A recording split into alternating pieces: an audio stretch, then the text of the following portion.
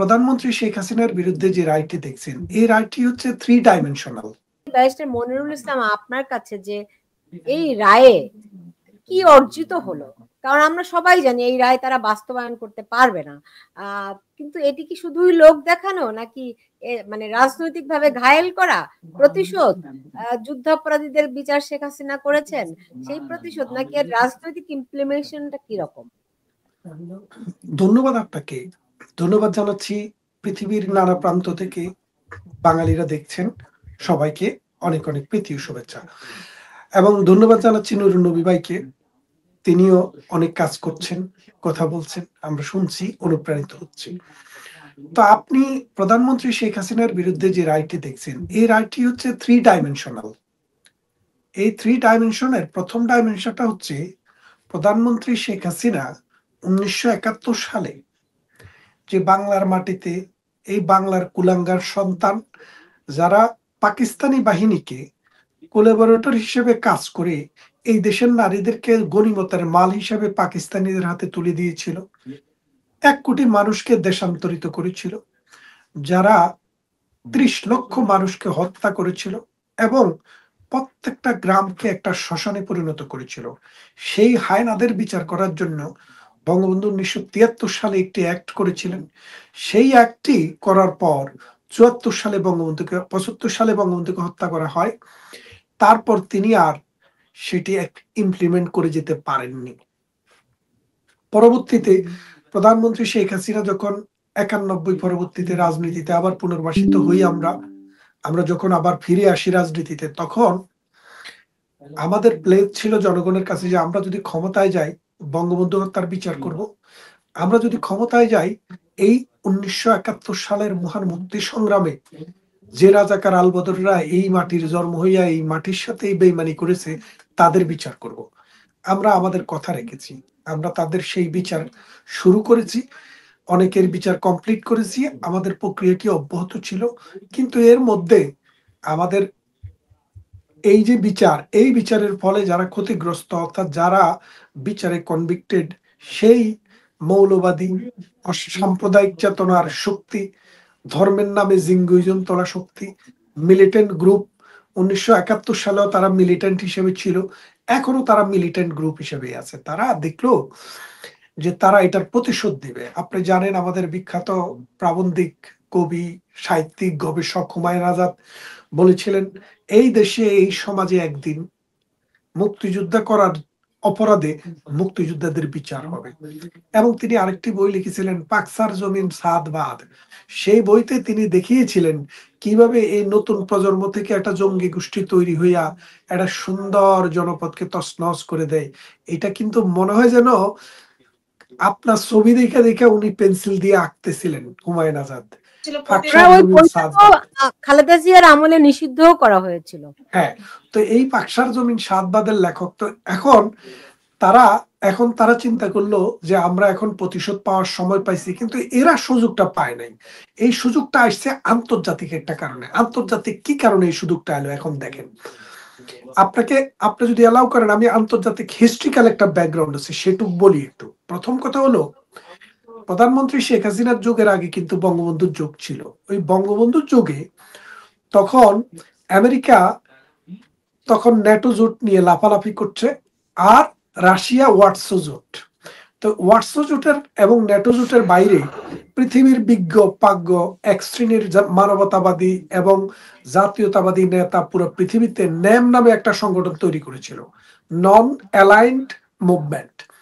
তো সেই মুভমেন্টে যারা কিছুটা কমিউনিস্ট গেসা এবং পাকিস্তান আমেরিকার সাম্রাজ্যবাদ বিরোধী ছিল, তাদেরকে হত্যা করার জন্য সিআইএ কিন্তু একটা প্রজেক্ট নিয়ে তারা প্রথমে হত্যা করে হলো আমাদের প্রতিবেশী রাষ্ট্র বার্মার অং সান সুকির বাবা ডক্টর অং সানকে।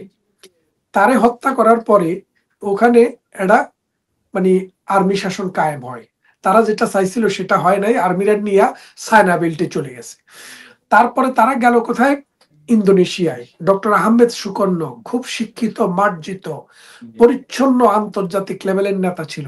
এই সুহাত্তকে দিয়া ডক্টর আহমদ সুকর্ণকে হত্যা করালো। এটা কিন্তু 60 থেকে 70-এর দশকের ঘটনা কিন্তু সবগুলা। সুয়ার্তকে হত্যা করার পরে তারা গেল কোথায়?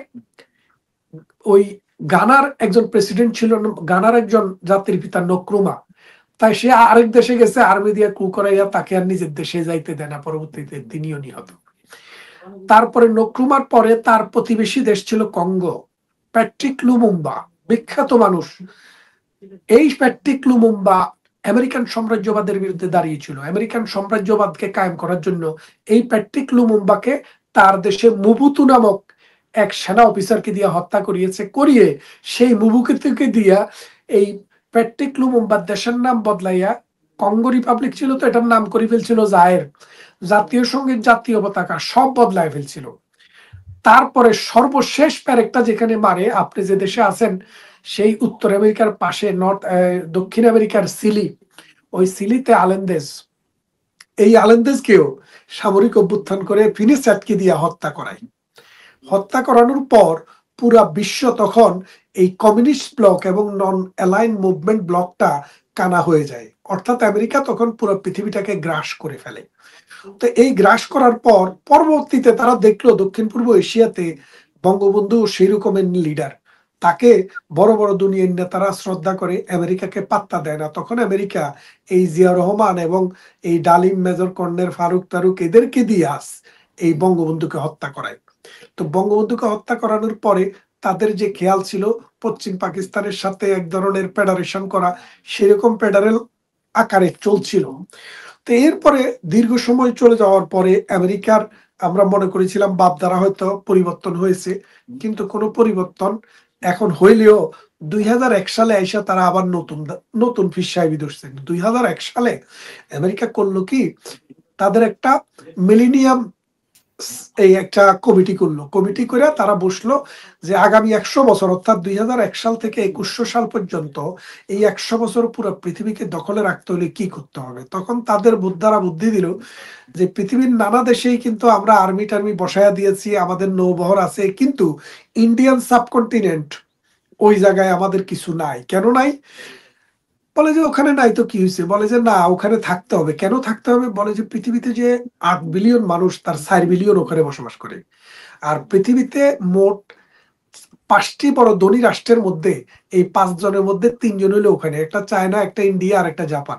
তাইলে পুরো পৃথিবীর সম্পদের অর্ধেকের বেশি ওখানে, পপুলেশনের অর্ধেকেরও বেশি ওখানে। তাইলে এখন তারা চেষ্টা করলো বার্মাকে ভাগে আনতে পারে কিনা। বার্মা তাদেরকে সব বঙ্গোপসাগরে কোনো জায়গা দেয় না, পাকিস্তানের বঙ্গোপসাগরে কোনো জায়গায় নাই। এরপরে ইন্ডিয়া তো দিবেই না, আর মানজুরিয়া এবং চায়না যে চীন সাগর, ওখানেও তাদেরকে কোনো সুযোগ দেওয়া হয় নাই। ইন্ডিয়ার কাছে গেল, ইন্ডিয়া বললো যে না, আমাদের এখানে এই মামার বাড়ির আলাপ, ইন্ডিয়া কোনোদিন বিদেশিদেরকে আনি ঢুকাবে না। তখন এরা চিন্তা করলো, মানে গরিবের বউ একটা মাত্র দেশ, সেটা হলো বাংলাদেশ, এই বাংলাদেশকে দিয়ে যদি বাগে আনা যায়। কিন্তু দুর্ভাগ্যজনক ভাবে আমেরিকার জন্য সেখানে লৌহমানবী শেখ হাসিনা ক্ষমতায়, বহু প্রলোভন, বহু চেষ্টা, বহু তদবির করলো, শেখ হাসিনাকে আর ভাগে আনা যায় না। তখন তারা চিন্তা করলো আমার একজন মুনাফেক দরকার, আমার একজন, ওই যে পলাশির আমল কারণে 1757 সালের 23শে জুলাই ভগীরথী নদীর পূর্ব তীরে সেনাবাহিনী লয়া দাঁড়াইছিল কে? মির্জাফর। আর হেরে গেল কে? নবাব সিরাজউদ্দৌলা, 190 বছরের জন্য। খেয়াল করে দেখেন, ঠিক এবারেও তারা সেই মির্জাফর খুঁজে পেল কাকে? সেই মির্জাফরটা হলো এই ডক্টর ইউনূস। এই মির্জাফরকে তারা 2001 সাল থেকে কিন্তু ফানি ঢালতেছে সারার গোড়ায়, কথা বুঝছেন?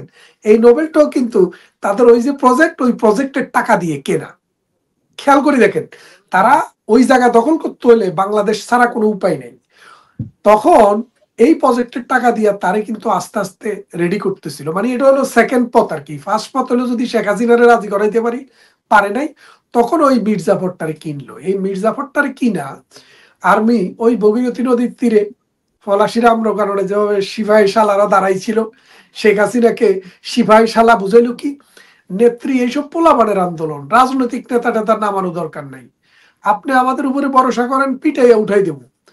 ওমা, যখন সময় আসলো, যখন নেত্রী বললে এখন পিটাইয়া উঠান, তখন বলে যে আমরা জনগণের সাথে আছি। কথাটা বুঝছেন? পলাশির যুদ্ধের সাথে মিলটা খুঁজে পাবেন আপনি। সেনাবাহিনী এখন বিশাল সৈন্যবাহিনী নিয়ে, সেনাবাহিনী জনগণের সাথে আছে। আর এই উন্মত্ত জনতা এসে আমার গণভবন ভাঙে, আমার সেতু ভবন ভাঙে, আমার স্বপ্নের মেট্রো রেল ভাঙে, আবার সংসদ ভবন জ্বালিয়ে দেয়, দিয়ে আমেরিকার হাতে সার্বভৌমত্বটা তুলে দেয়। তখন শেখ হাসিনা যখন দেশ ছেড়ে গেলেন, এখন চিন্তা করলো শেখ হাসিনার যে জনসম্পৃক্ততা আছে, যে কোনো সময় তিনি আসতে পারেন, তাহলে কি করতে হবে, একটা ডিটারেন্ট কিছু একটা করতে হবে। তখন এই ক্যাঙ্গারু কোর্টটা বসানো হলো, যে ক্যাঙ্গারু কোর্টের রায় হলে অ্যাটলিস্ট নির্বাচনে অংশগ্রহণ করতে পারবে না। বোঝেন নাই কথাটা? সেই জন্য এই ক্যাঙ্গারু কোর্ট দিয়া অবৈধ এই রায়, এই অবৈধ রায়টা কেন অবৈধ সেটা নিয়ে কিন্তু আপনার সাথে আমার একটা আলোচনা হয়েছিল, সেখানে আছে। তো আজকে সেটা রিপিট করলাম না, যে কথাটা বললাম যে মূল কাহিনী হলো সেটা। এই জন্য ওই সাম্রাজ্যবাদ এখনো, এই সাম্রাজ্যবাদীরা এখনো মীর জাফরের খুঁজে বেড়ায়, সাম্রাজ্যবাদীরা এখনো জগৎ শেঠ ওদেরকে খুঁজে বেড়ায়, গসিডি বেগম খুঁজে বেড়ায়, খুঁজে ওরা পাইয়াও যায়। কারণ টাকার গন্ধ পাইলে তারা বাপ মাকেও বিক্রি করে দেয়। এই ইউনুস মাকে বিক্রি করে দিছে। শেখ হাসিনার যেদিন ফাঁসির রায় হয়, সেদিন আমেরিকার ডিপিডি ওয়ার্ল্ডের সাথে 30 বছরের চুক্তি স্বাক্ষর হলো। কি বুঝলেন? আপনি খেয়াল করে দেখছেন যে একদিক দিয়ে ঢাকার সুপ্রিম কোর্টে রায় হয় যে স্বাধীনতার বর কন্যা জননেত্রী শেখ হাসিনা বাংলার মানুষের নয়নমণি, যিনি এই একটা দেশকে ফকিন্নির দেশ থেকে একটা মধ্য আয়ের দেশ করে ফেলছে, সেই মানুষটার ফাঁসির রায় হয়। আর এদিক দিয়া দুইটা চুক্তি করলো, একটা করলো ডিপিডি ওয়ার্ল্ডের সাথে যে 30 বছরের জন্য এই বন্দর ছাড়ি দিলাম, আরেকটা করলো ডেনমার্কের সাথে কি, যে এখানে আরেকটা এই বন্দরে আরেকটা এক্সটেনশন, একটা টার্মিনাল করো, সেই টার্মিনালটা ডেনমার্ক তোমরাই হ্যান্ডেল করবা। তার মানেটা কি দাঁড়াচ্ছে? এই জন্য বলছি যে এই শেখ হাসিনা, এই বঙ্গবন্ধু, এই তাজউদ্দিন, এই সৈয়দ নজরুল ইসলাম, এই মনসুর আলী, এই কামরুজ্জামান, এদের সবার মৃত্যু, এদের সবার এক্সাইল, এদের সবার এই শাস্তি একই সূত্রে গাথা। ইতিহাসটাকে যদি আপনি সেই 60-এর দশক থেকে যেভাবে মিলে আমি দেখাইলাম, আপনি যদি একটু ভালো করে দেখেন, আপনি বুঝতে পারবেন এগুলা নীল নকশা। যারা দেশকে ভালোবাসবে, জাতীয়তা বোধ যাদের থাকবে, নিজের পায়ে যারা দাঁড়াইতে চাইবে, তাদেরকে পিছন থেকে ল্যাং মারা হবে। কারণ ল্যাং মারা না হলে, তারা যদি মাথা উঁচু করে দাঁড়ায় যায়, এই 18 কোটি মানুষের দেশ, এই জনসম্পদ, এই বিশাল সমুদ্র সীমা, 1,31,000 বর্গ কিলোমিটার সমুদ্র সীমা, প্রধানমন্ত্রী মামলা করে এই কি বলে যে বার্মা থেকে নিয়ে এসছে, ভারত থেকে নিয়ে এসছে 21,000 বর্গ কিলোমিটার প্রায়। তার মানে বাংলাদেশের সীমানা যত বড়, আমাদের exclusive economic zone continental shelf এর চেয়ে বড়। তার মানেটা বোঝেন, এই দেশটা দাঁড়িয়ে যাচ্ছিল যেইভাবে। আপনি খেয়াল করে দেখেন, আমি সময় বেশি নিচ্ছি নাকি আপা? না না, খুব চমৎকার করে আপনি প্রায় 250 বছরের ইতিহাস বলে দিয়েছেন। হ্যাঁ, এরপরে দেখেন কি হয়েছে। দেখেন আমাদের এই সমুদ্র সীমাতে মানে 7টা ব্লক আছে। এই 7টা ব্লকের মধ্যে 2টা ব্লকে তেল আছে। এই তেলটা যখন এই 2টা ব্লকের তেল আছে, আর 5টা ব্লকে তেল আছে কিন্তু সম্ভাবনাটা একটু কম, সেই জন্য শেখ হাসিনা কি করছে, পেট্রো বাংলার কাছে 2টা ব্লক রাখছে, আর 5টা ব্লক বলছে পৃথিবীর যে কোনো দেশ দরপত্রের মাধ্যমে নিতে পারবে। এখন আমেরিকা সেখান থেকে একটা ব্লক চায়, কথা বুঝছেন? কারণ ওখানে হাত দিলেই তেল পাওয়া যাবে। তো বাংলাদেশের প্রধানমন্ত্রী মনে করলো এ তো দেশের সম্পদ, বিদেশি দিয়ে কি লাভ, আমেরিকারে না দিয়া এটা রাখি দেই, টুডে অর টুমোরো আমাদের টেকনোলজি উন্নত হবে, আমাদের ছেলেমেয়েরা উন্নত হবে, উন্নত হইয়া তারা আমাদের তেলটা বাইর করবে। আমেরিকা বলে যে না, দিতেই হবে। শেষ পর্যন্ত এখন এই ইউনুস কাকা আসছে, উনি দিবে, বুঝছেন? মামার বাড়ি তো, এখানে তো উনার বাড়িঘর আছে, উনি ওখানে চলে যাবে। তো উনি সেই জন্য তাদের সাথে একটু খায়খাতিক রাখতেই হয়। সেই জন্য এই জন্য বলছি যে বাংলাদেশ, এই যে মনে করেন একটা সুন্দর দেশ, যে দেশটা মানুষ, দেখেন আমাদের 90-এর দশকে 80% মানুষের ঘরে চেয়ার টেবিল ছিল না। এখন প্রত্যেকটা ঘরে ঘরে টেলিভিশন, চেয়ার টেবিলের কথা বাদে দেন। প্রত্যেকটা গ্রাম উপশহর করে ফেলছে, প্রত্যেকটা গ্রামকে উপশহর করে ফেলছে, আর প্রত্যেকটা উপশহরকে শহর করে ফেলছে। সেই নেত্রীকে আজকে এই ৭১-এর ঘাতক দালাল মধ্যযুগীয় বর্বর কায়দায় যারা নারীকে ঘরের ভিতরে ঢুকায় রাখতে চায়, পুরুষকে সাইটটা বিয়া বাধ্যতামূলক করতে চায়, নারীকে পঞ্চম শ্রেণী পর্যন্ত শিক্ষার বাইরে যাইতে চায় না, তালেবানি কনসেপ্টকে আমাদের উপরে আমরা যারা অসাম্প্রদায়িক চেতনায় বড় হয়েছি, আমাদের পূর্বপুরুষেরা মুক্তিযুদ্ধ করছে, তাদের জীবনকে দুর্বিষহ করে তাদের আদর্শকে জলাঞ্জলি দিয়ে যারা এটা চায়, এটার ধারাবাহিকতা। কিন্তু ভারত, মহাভারত, সেই মহাভারত আমাদের পাশে বন্ধু আছে, আমাদের বন্ধু দেশ, তারা এটাকে অবলোকন করছে। ৭১ সালে যেমন আমাদের বন্ধুর দরকার হয়েছিল, আবারও আমাদের বন্ধুর দরকার হবে। নুরুন নবী ভাইরে ডাক দিবে, এবার আমরা সৈনিক হব, ওনারা কমান্ডার হবে, সেই আশাই রইল আর কি।